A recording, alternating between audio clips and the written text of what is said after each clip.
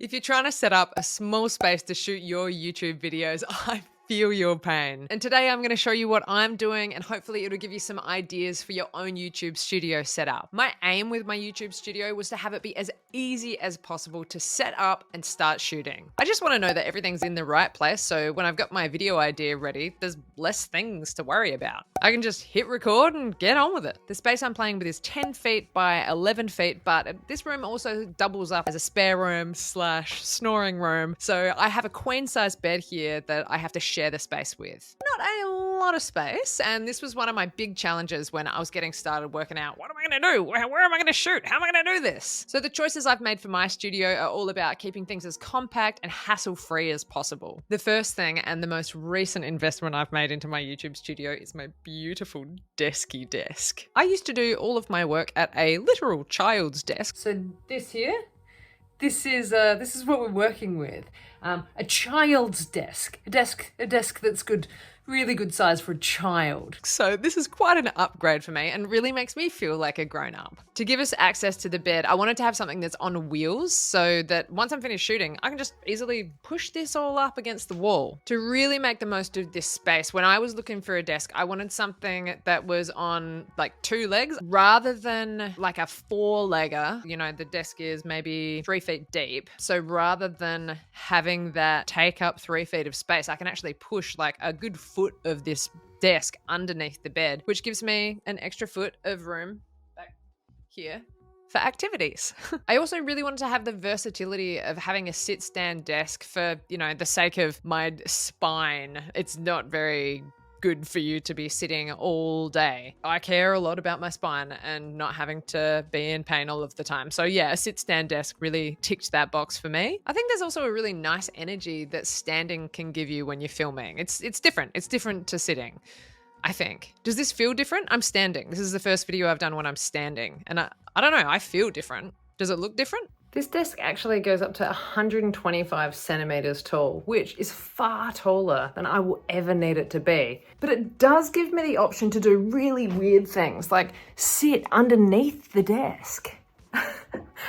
Who doesn't want to sit underneath their desk as an option? In other spine-related news, I do all my work on a laptop, and this kind of position is also not very good for your spine. So I have this pretty unsexy laptop stand to get my computer up to eye level. Of course, if you do that, you're going to need an external keyboard and mouse, but for me, I think that anything that's going to help your neck and your back and everything is a very, very good investment to make. I do have dreams of having a really fancy chair, but for now I have this one that I got off of Facebook Marketplace for like $25, which was a major upgrade from this. Moving on to my lights. I've got the Neewer bicolor LEDs in front with a couple of Neewer softboxes to soften the light, and the Neewer 530 RGB LED light behind me, which can do fun stuff like this. And you know, one day I'll work out how to use this space and these things better, but you know, they're so good. They're really good. My dad is a photographer, and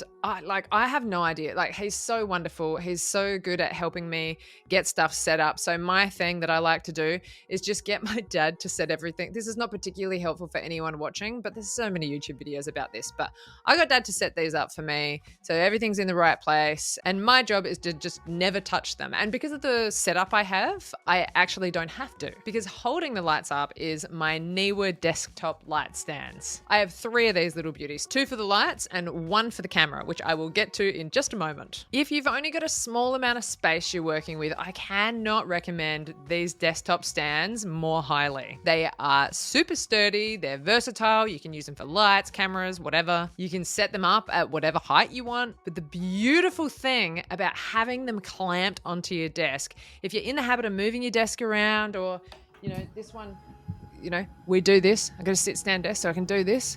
But like, look at that. The lights are just moving with me. The lights are moving with me. I'm not actually sitting right now. I'm squatting. But like, they're clamped on. They are staying at the correct height.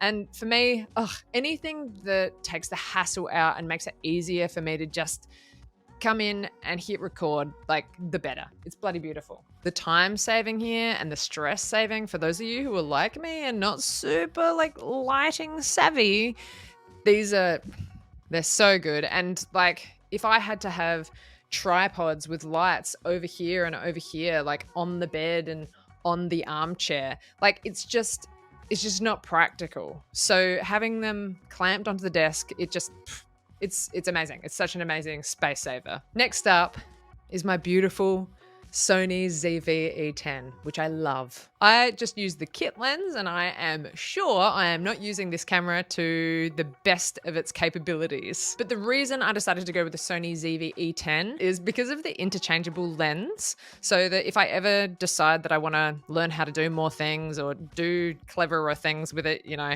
like I'm gonna have that option, which is really nice. Without having to upgrade the camera, I can just upgrade the lenses. That's awesome. So that was a big sell for me. Another reason I chose this camera is because you can set it up and use it as a webcam without like a capture card or anything. All you have to do is select USB streaming and you just plug it into your computer and it just works. I don't know a lot about cameras, but what I do love is that it's just super easy to do everything that I want to be able to do with it.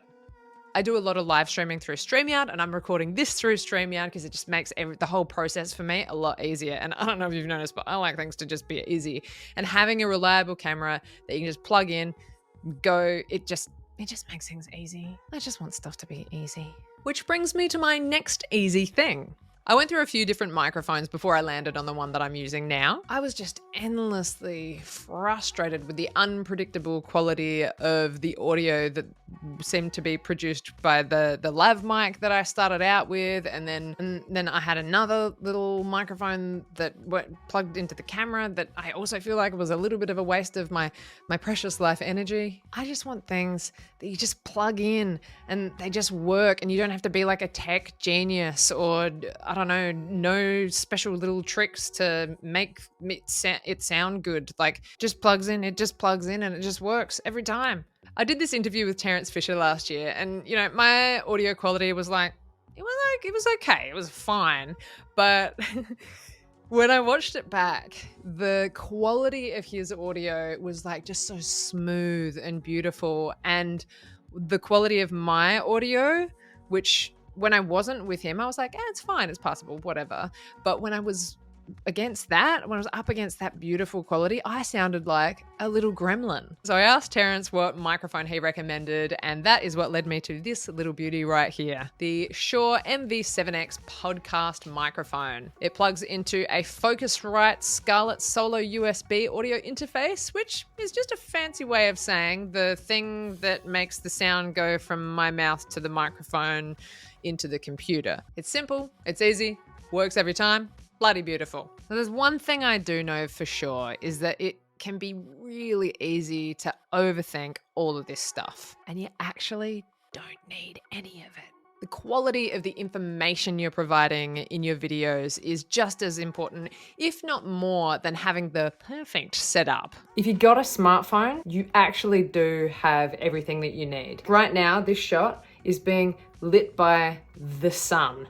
My phone is stuck onto the window with one of these little things called a flip stick. Let me know if you want to know about these. It's so good. I wonder if this is actually a more interesting and engaging shot than me sitting in front of a blue screen, you know? The other thing that's way more important than having all the right gear is like actually getting started and making videos. Upgrade as you go if you can and if you want to. Though you absolutely will find links to everything I've mentioned today in the description. I am a firm believer in getting started with whatever resources you have access to. And also to never, ever, ever, ever, ever getting into debt for stuff. Whatever you do, don't overthink it, and don't let not having the right stuff stop you from getting started or making that next YouTube video. If you need a bit of extra help getting out of your head and getting that next video made, I think you'll find this video really helpful. And if you have any questions or comments about my YouTube setup, let me know down below, and maybe even give this a like or a subscribe if you want to be part of what's going on here. And thank you so much for watching.